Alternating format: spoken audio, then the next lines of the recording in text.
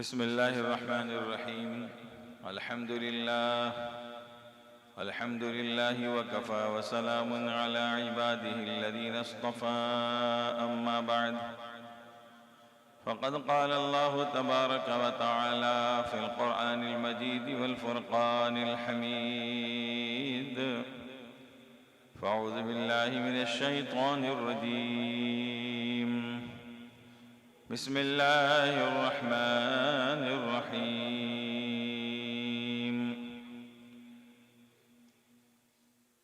اقرأ باسم ربك الذي خلق، خلق الإنسان من علق.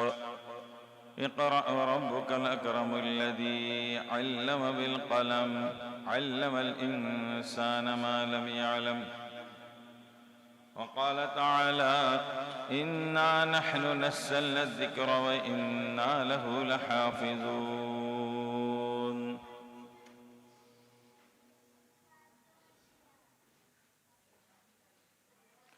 وقال رسول الله صلى الله عليه وسلم: خيركم من تعلم القرآن وعلمه.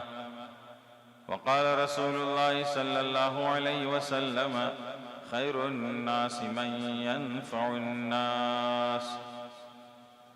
أو كما قال رسول الله صلی اللہ علیہ وسلم. سامعین، حاضرین، بزرگان دین، علماء کرام، طلباء اعظام، طالبات، بڑی خوشی اور مسرت کی بات ہے کہ الحمدللہ ہم اور آپ جس پروگرام میں شریک ہیں، بہت ہی بابرکت یہ پروگرام ہے، بہت ہی نیک مجلس ہے، اور الحمدللہ آپ کے اس مسجد کے امام صاحب حافظ جمیل صاحب نے جو محنت کیا، ان کے محنت کے نتیجہ آپ کے سامنے ہیں، اور ان کا پھل آپ کے سامنے ہے۔ اللہ جل شانہ و منوالہ ان کی محنت کو کامیاب فرمائے، اور اس مکتب اور ان کے اسکول کو ترقیات سے نوازے، دین دروگنی رات چوگنی ترقی عطا فرمائے۔ میرے بھائی، بزرگ اور دوستو، اللہ تبارک و تعالیٰ کا حکم ہے پڑھنے کا کہ پڑھو۔ کیا پڑھے، کس نام سے پڑھے، کس کے طرف سے پڑھے؟ تو اللہ نے فرمایا پڑھو اس رب کے نام سے جس نے تم کو بنایا، جس نے تم کو پیدا کیا۔ معلوم یہ ہوا کہ دنیا میں پڑھائی تو ہر طرح کے ہیں، ہر قسم کے ہیں، لیکن اصل پڑھائی وہی ہے جس پڑھائی سے اللہ جل شانہ و منوالہ کا تعارف ہو جائے، اللہ کی معرفت حاصل ہو جائے، اللہ کی پہچان مل جائے، اللہ تک پہنچنے کا ذریعہ بن جائے۔ اصل تعلیم وہی تعلیم ہے جو دنیا میں بھی کام آئے اور مرنے کے بعد بھی کام آئے۔ جو تعلیم اور جو پڑھائی دکھ میں بھی کام دے دے، سکھ میں بھی کام دے دے، سفر میں بھی کام آئے، حضر میں بھی کام آئے، دکان میں بھی کام آئے، کھیت میں بھی کام آئے، کھلیان میں بھی کام آئے، تہوار میں بھی کام آئے، حکومت کے تخت پر آپ بیٹھ گئے تو وہاں بھی کام آئے، عہدہ اور ڈگری کے مالک ہو گئے تو وہاں پر بھی کام آئے۔ اصل تعلیم اور اصل پڑھائی یہ ہے جو اللہ تبارک و تعالیٰ نے قرآن کے اندر حکم دیا ہے کہ پڑھو اس رب کے نام سے جس نے تم کو بنایا اور پیدا کیا۔ الحمدللہ حافظ جمیل صاحب نے محنت کر کے، قد و کاوش کر کے، اس سے پہلے بھی 4 بچیوں کا حافظہ بنایا اور کئی بچوں کو حافظ بنایا، اور ابھی الحمدللہ 3 بچیاں قرآن شریف اپنے سینے میں محفوظ کر لی، اور یہ ان کی محنت کا نتیجہ ہے۔ اللہ تبارک و تعالی ان کی عمر میں برکت عطا فرمائے، ان کی صحت و تندرستی اور ان کی توانائی اور ان کی قوت اور ان کے علم میں نفع عطا فرمائے۔ میرے بھائی بزرگ اور دوستو، کہا کہ جب تک کہ علم نہیں ہوگا تو وہ انسان اندھے کا مانند ہے، اور جب علم آ گیا تو اس کے پاس آنکھ آ گئی اور آنکھ میں روشنی آ گئی۔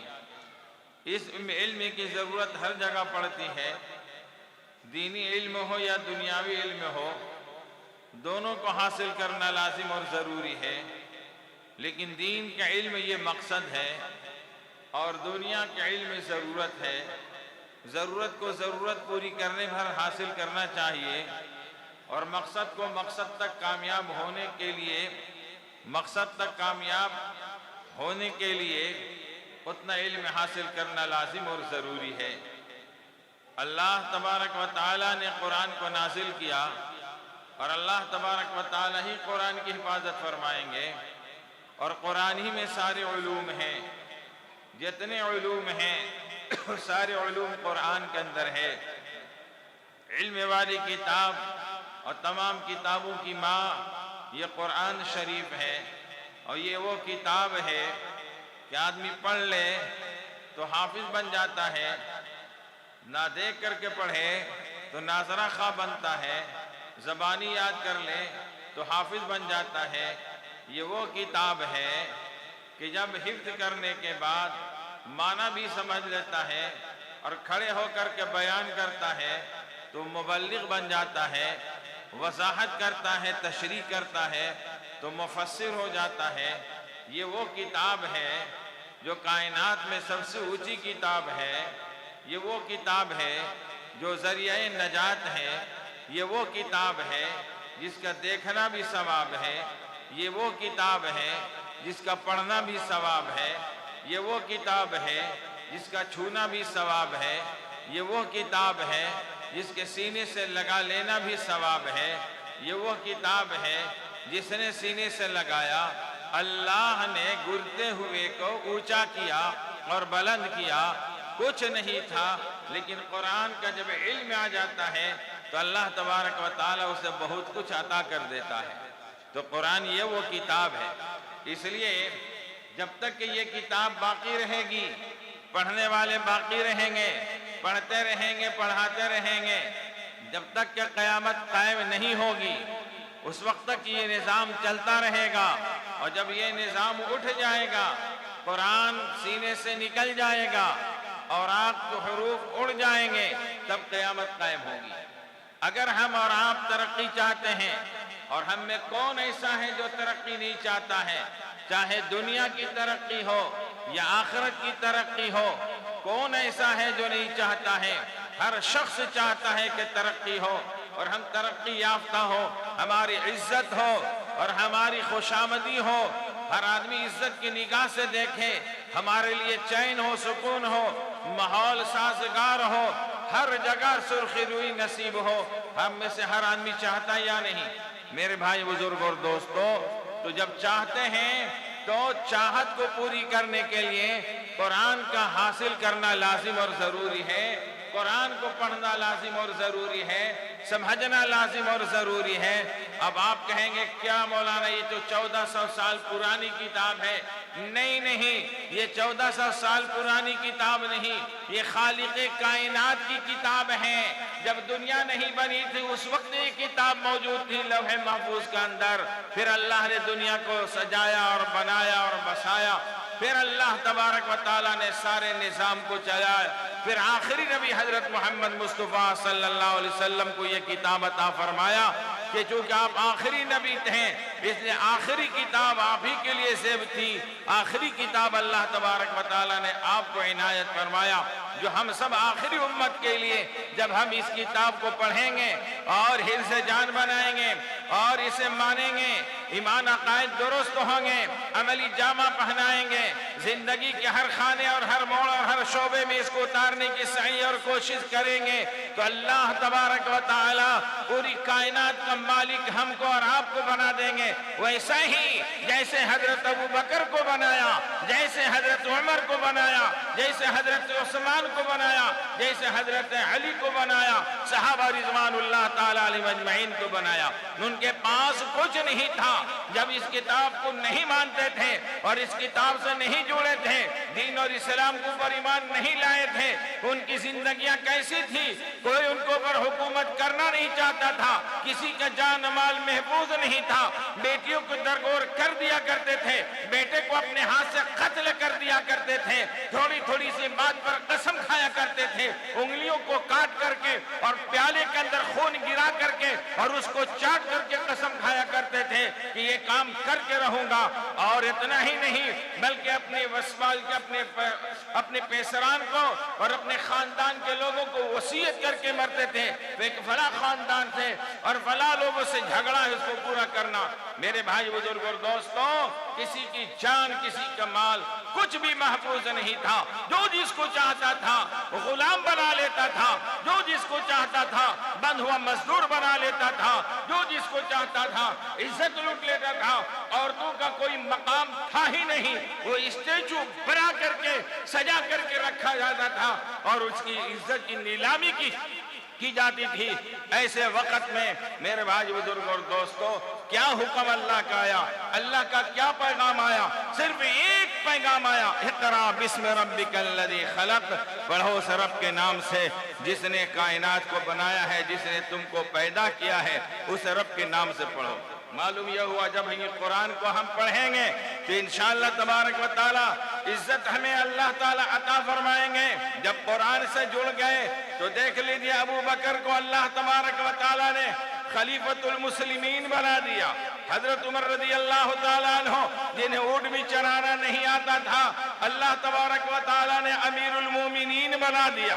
हजरत उस्मान को उस्मान गनी बना दिया, हजरत अली को हैदर कर्रार बना दिया। जब इस्लाम से जुड़े, ईमान से जुड़े। आज हम और आप क्या है कि ईमान बगैर मेहनत के मिल गया, इस्लाम बगैर मेहनत के हासिल हो गया, इसलिए इस ईमान और इस्लाम की कद्र कीमत हमारे दिलों के अंदर नहीं है, जिसके वजह करके हमारी भी इज्जत नहीं और हम महफूज नहीं, जान माल महफूज नहीं, इज्जत और नामूस महफूज नहीं। यही वजह है। लेकिन अगर हम चाहते हैं कि फिर से हमारे लिए सुरखरुई हो, फिर से हमारे लिए मुकद्दर जाग जाए, तो खुदा की कसम ये पहले से जो वादा चला रहा है उसको पूरा करना पड़ेगा कि इस्लाम को अपनाना पड़ेगा, ईमान को अपनाना पड़ेगा। हजरत उमर रज़ी अल्लाह ताला अन्हु का नाम आपने सुना है, सुना है? हजरत उमर रज़ी अल्लाह ताला अन्हु, जहां आज झगड़ा हो रहा है, लड़ाइयां हो रही हैं, बैतुल मुक़द्दस का जब फतह हो गई तो पादरी चाबी नहीं दे रहे थे कि नहीं अमीरुल मोमिनीन आएंगे तो दिया जाएगा। तो अमीरुल मोमिनीन सफर करते हैं और मंजिल मकसूद तक पहुंचने को है कि उतना ही में अब रास्ता पूरा होने का है। अमीरुल मोमिनीन के और दिगर सहाबा साथी वो सब आ गए और कहने लगे कि बेहतरीन किस्म का जो लिबास है वो आपके लिए लाया गया है, उस लिबास को आप ज़ेब तन कर लें, इसलिए कि बड़ों के दरबार में हम लोग जा रहे हैं। आप खलीफतुल मुस्लिमीन हैं, अमीरुल मोमिनीन हैं। उस वक्त आपके बदन के ऊपर जो चादर थी उसके अंदर पैबंद लगे हुए थे, 12 पैबंद थे, गंदी भी हो गई थी। उस साफ करने के लिए से चादर को धुल दी गई। उतनी देर के लिए नई चादर को आपने ज़ेब तन किया और चादर जब सूख गई फिर उसी चादर को आपने पहन लिया और आपने फरमाया कि देखो सुनो, अल्लाह तबारक व तआला ने हमको और आपको जो इज्जत दिया है वो लिबास से नहीं दिया है, वो दौलत से नहीं दिया है, वो बेहतरीन किस्म के और उम्दा किस्म के कपड़ों से नहीं दिया है। अल्लाह ने जो इज्जत दिया है वो इस्लाम से इज्जत दिया है। इस्लाम को हम नहीं माने थे तो हमारी कोई इज्जत नहीं थी, और जिस दिन हमने इस्लाम और कुरान को मान लिया और गले से लगा लिया तो अल्लाह तबारक व तआला ने अमीरुल मोमिनीन बना दिया। आज हम और आप इज्जत ढूंढते हैं, قرآن چھوڑ کر، دین چھوڑ کر، اسلام چھوڑ کر، تو جس قوم نے بھی دین اور ایمان اور اسلام چھوڑ کر کے عزت ڈھونڈی، اللہ تبارک و تعالیٰ نے اسے عزت دیا ہی نہیں۔ اس لیے آج اس مجلس کے اندر عزم اور ارادہ کر لیں کہ انشاءاللہ تبارک و تعالیٰ ہم اسلام کو ہر حال میں مانیں گے اور اسلام کے ساتھ زندگی گزاریں گے۔ ہمارا اور آپ کا اتنا بڑا اہم مسئلہ نہیں ہے، ابھی سب سے اہم اور بڑا مسئلہ ہماری نسلوں کا ہے۔ جو آنے والی نسلیں ہیں، یہ جو چھوٹے چھوٹے بچے ہیں، اگر ان کو مکتب سے آپ نے جوڑا نہیں، مکتب اور اسلام سے جوڑا نہیں، اپنے بچوں کو اور بچیوں کو اس مکتب کے اندر، مدرسے کے اندر، مسجد کے جو مکتب ہے اس مکتب کے اندر آپ نے بھیجا نہیں، تو پھر ان کا مستقبل بہت خراب ہو جائے گا، سب کے سب ارتداد کے شکار ہو جائیں گے۔ ہمارا نام عبداللہ عبدالرحیم ضرور ہے، لیکن بچوں کا نام کچھ اور ہو جائے گا۔ اگر آپ چاہتے ہیں کہ ہماری نسلیں قیامت تک کے باقی رہیں دین کے ساتھ، اسلام کے ساتھ، اسی آن بان کے ساتھ، نماز کے ساتھ اور اسی طریقے سے ذکر کے ساتھ، تلاوت کے ساتھ، تو آج اپنے بچوں کو مکاتب کے اندر ضرور بھیجیں اور دینی تعلیم سے آراستہ پیراستہ ضرور کریں۔ دیکھیں الحمدللہ آپ نے اپنے بچوں کو بھیجا، تو ابھی کئی بچوں کو ماشاءاللہ انعام ملا، اول نمبر، دوم نمبر، سوم نمبر، اور الحمدللہ کئی بچیاں حافظہ بنی، جو انہوں نے اپنے سینے میں قرآن شریف کے محفوظ کیا، بڑی محنت کیا، قد و کاوش کے بعد یہ حافظہ بنی۔ اللہ تبارک و تعالی ان کی حفظ کو منظور اور مقبول فرمائے۔ ان کے ذریعے ان کی نسلیں جو چلیں گی، ایمانی نسلیں چلیں گی، روحانی نسلیں چلیں گی، یہ بہت بڑا صدقہ جاریہ والا کام اور بہت بڑا ثواب والا کام، ایمان کو باقی رکھنے والا کام اور ایمان کو جاری و ساری کرنے والا یہ عمل ہے۔ سے میرے بھائی بزرگ اور دوستوں، مکاتب کی اہمیت کو سمجھیں۔ ابھی جتنے اہل اللہ ہیں، سب کا زیادہ زور اسی بات پر دیا جا رہا ہے، اور خصوصاً مدارس کے ذمہ داروں کو اس کے اوپر توجہ دلایا جا رہا ہے کہ ہر گاؤں میں، ہر جگہ مسجد کے اندر، مسجد نہ ہو تو درخت کے نیچے کسی حجرے کے اندر مکتب کا نظام چلاؤ، اور مکتب ہی یہ بنیادی تعلیم ہے، مکتب ہی سے اللہ کا تعارف ہوگا، مکتب ہی سے مسلمان بچہ مسلمان رہے گا، مکتب ہی سے ماحول کے اندر سچائی، امانت داری قائم رہے گی۔ اس لیے مکتب کا نظام لازم اور ضروری ہے۔ میرے بھائی بزرگ اور دوستوں، ابھی ہوا بہت خراب چل رہی ہے اور مرتد بنانے کی یہ پوری کوشش ہو رہی ہے، تو اس لیے ہم کو اور آپ کو ہوش کے ناخن لینا پڑے گا، ہم کو اور آپ کو سمجھنا پڑے گا کہ ہم اس دور میں کیا کریں۔ بس ہمارے لیے لازم ہے کہ ہم اپنے علماء سے جڑ کر کے رہیں گے، جو علماء سے جڑ کر کے رہیں گے انشاءاللہ تبارک و تعالی اس کے لیے خیر ہوگا، اس کے لیے فلاح بہبودی ہوگی۔ اس لیے ہم اپنے علماء سے جڑ کر کے رہیں اور علماء کے مشورے کے تابع رہیں، تاکہ ہمارے بچے یہ جو ہیں، نسلیں جو ہیں، ایمانی نسلیں قائم اور دائم رہیں۔ آج جو ہے تعلیم کے نام پر کیسا کھلواڑ کیا جا رہا ہے۔ میرے بھائی بزرگ اور دوستو، جس نے دنیا بنایا ہے اس نے تعلیم کا بھی نظام بنایا ہے، جس نے دنیا بنایا ہے اس نے علم سیکھنے اور سکھانے کا نظام بھی بنایا ہے۔ اور یہ جو ابھی الحمدللہ آپ نے دیکھا کہ بچوں کو انعام ملا، تو یہ کوئی رسمی چیزیں نہیں ادھر کی، بلکہ یہ وہ نظام ہے جو اللہ تبارک و تعالیٰ نے بنا کر کے دیا ہے۔ وہ کیسے؟ اللہ تبارک و تعالیٰ نے آدم علیہ السلام کو اور فرشتوں کو جمع کیا اور مقابلہ کرایا، تو مقابلے میں حضرت آدم علیہ السلام اول پوزیشن حاصل کے، تو اللہ تبارک و تعالیٰ نے انعام کے طور پر دنیا کی خلافت عطا کر دیا۔ جیسا بھی آپ حافظ جمیل صاحب، قاری جمیل صاحب نے انعام کے طور پر سرٹیفکیٹ دیا، اور یہ جو ہے شیلڈ وغیرہ اور کیا ماشاءاللہ یہ انعام کے طور پر، تو اللہ تبارک و تعالیٰ نے حضرت آدم علیہ السلام کو امتحان میں کامیاب ہونے پر دنیا کی خلافت اور بادشاہت عطا فرما دیا۔ اور اسی طریقے سے وہ مکتب کا نظام وہاں سے چلتا رہا، انعام کا نظام، پڑھنے پڑھانے کا نظام۔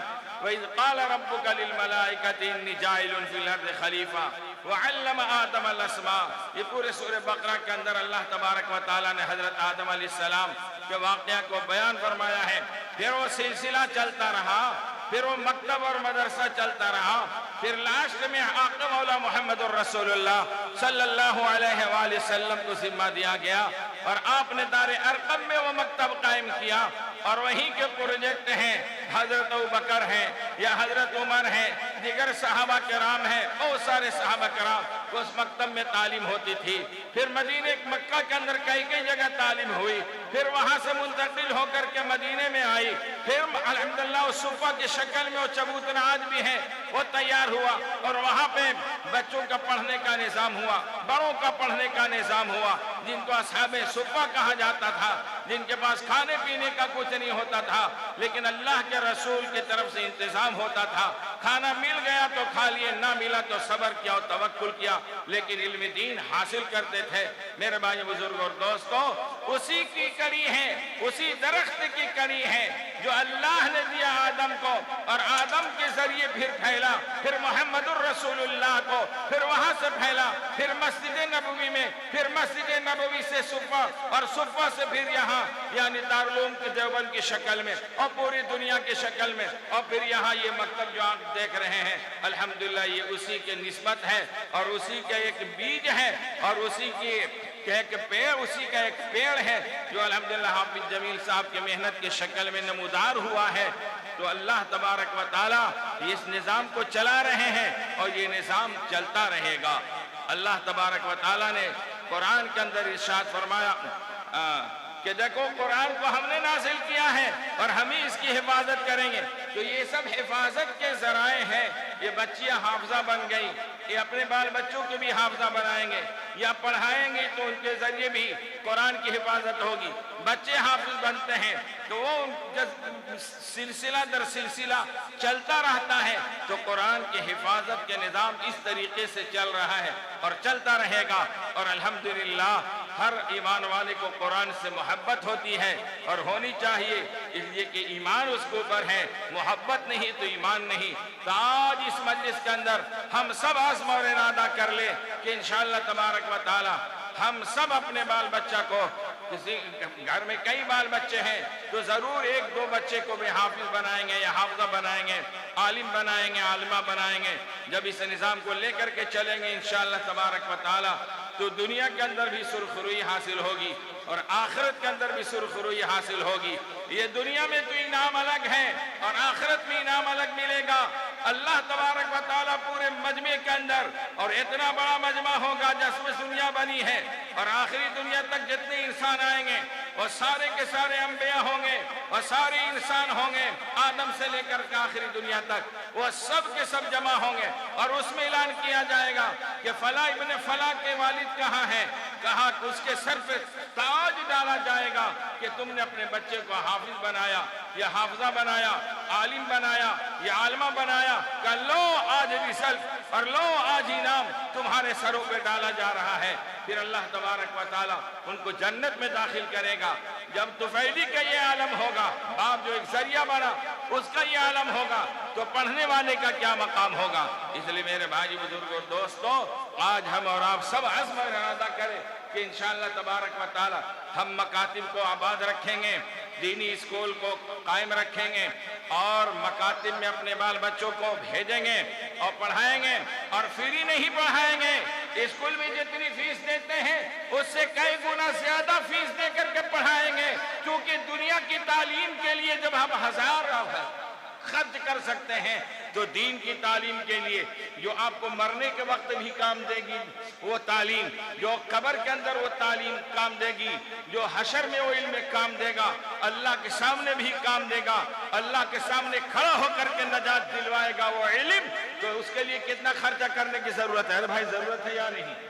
کہا حاجی صاحب ضرورت ہے یا نہیں؟ یہ وہی 150 سے کام چل جائے گا. اگر 150 میں آپ نے امام کو اور آپ نے علماء کو ٹھگا ہے تو کل آخرت میں آپ بھی ٹھگا جائیے گا، آپ بھی ٹھگا جائیے گا. اس لیے علماء کی قدر کیجئے اور علماء کی شان کو باقی رکھیں. اپنے امام کی قدر کیجئے اور امام کو ہونا ذہن یہ ہونا چاہیے کہ ہمارے مسجد کا امام، ہمارے مدرسے کا معلم، یہ ایسا ہو کہ ماحول میں ویسا کوئی نہیں ہو، ان کا لباس اتنا شاندار ہو، ان کا رہن سہن اتنا ٹھاٹھ باٹ والا ہو کہ کسی کو ویسا نہیں ہونا چاہیے، کیونکہ یہ نائب رسول ہیں، آقا مولا محمد الرسول اللہ صلی اللہ علیہ وسلم کے وارث ہیں، جن کا مقام سب سے زیادہ اونچا، یہ آپ کی سفارشی بنیں گے دنیا کے اندر بھی اور آخرت کے اندر، کیونکہ روشنی ان کے پاس ہے، تو یہ روشنی میں آپ کو لے کر کے چلیں گے، آپ کو گڑھے سے بچائیں گے، کاٹا سے بچائیں گے، جھوٹ سے بچائیں گے، مصیبت سے بچائیں گے، آفات سے بچانے کی کوشش کریں گے، اللہ کی ناراضگی سے بچانے کی کوشش کریں گے، رسول اللہ صلی اللہ علیہ وآلہ وسلم کی بغاوت اور عداوت سے بچانے کی کوشش کریں گے، ناراضگی سے بچانے کی کوشش کریں گے، تو ضرورت ہے یا نہیں بھائی؟ ارے ضرورت ہے یا نہیں؟ تو پرانے روش پرانے رواج کو چھوڑیں اور نئے سرے سے عزم اور ارادہ کیجئے، شادی بیاہ میں کم خرچہ کیجئے، سادگی کے ساتھ کیجئے، اور مدارس کو مساجد کو آباد کیجئے، اپنے بال بچوں کو ایک ٹائم کھلا ہی کر کے بھوک برداشت کر کے لیکن بال بچوں کو تعلیم دیجئے، دنیا کی تعلیم بھی اور آخرت کی تعلیم بھی، دنیا میں جتنا رہنا ہے اس کے لیے اتنے ہی محنت کرنا ہے، اور آخرت میں جتنا رہنا ہے اس کے لیے اتنی محنت کرنا ہے، ہمارا معاش بھی اچھا ہو، ہمارا معاد بھی اچھا ہو، اس لیے اللہ نے سکھا دیا ہے جب تم مانگو ہم سے تو معاش بھی مانگو اور معاد بھی مانگو، ربنا آتنا فی الدنیا حسنہ، دنیا کی بھلائی جس کو معاش کہتے ہیں، اور آخرت کی بھلائی جس کو معاد کہتے ہیں، دونوں مانگو تاکہ تم دونوں جگہ کامیاب ہو جاؤ۔ تو کامیاب ہونا چاہتے ہیں یا نہیں؟ تو آج ہم آپ عزم ارادہ کر لیں کہ اللہ تبارک و تعالیٰ کہ ہم احکام پر چلیں گے، حضرت محمد صلی اللہ علیہ وسلم کے لائی ہوئی شریعت اور سنت سے اپنے گھر کو سجائیں گے، اپنی زندگی کو سجائیں گے۔ اللہ تبارک و تعالیٰ ہم تمام کو کہنے اور سننے سے زیادہ عمل کرنے کی توفیق مرحمت فرمائے۔ اس مکتب کو اور حافظ صاحب کی اسکول کو اللہ جل شانہ قائم رکھے، دائم رکھے، تابندہ رکھے اور چمکتا ہوا رکھے، ترقیات سے بھرپور نوازے۔ جو بچیاں حافظہ ہوئی ہیں اللہ تبارک و تعالیٰ ان کو قائم دائم رکھے اور انہیں اور مزید آگے پڑھنے کی توفیق عطا فرمائے، اور ان کے والدین کے لیے ذریعہ نجات بنائے، اور ان کے گھر میں خوشحالی عطا فرمائے۔ وآخر دعوانا ان الحمدللہ رب العالمین۔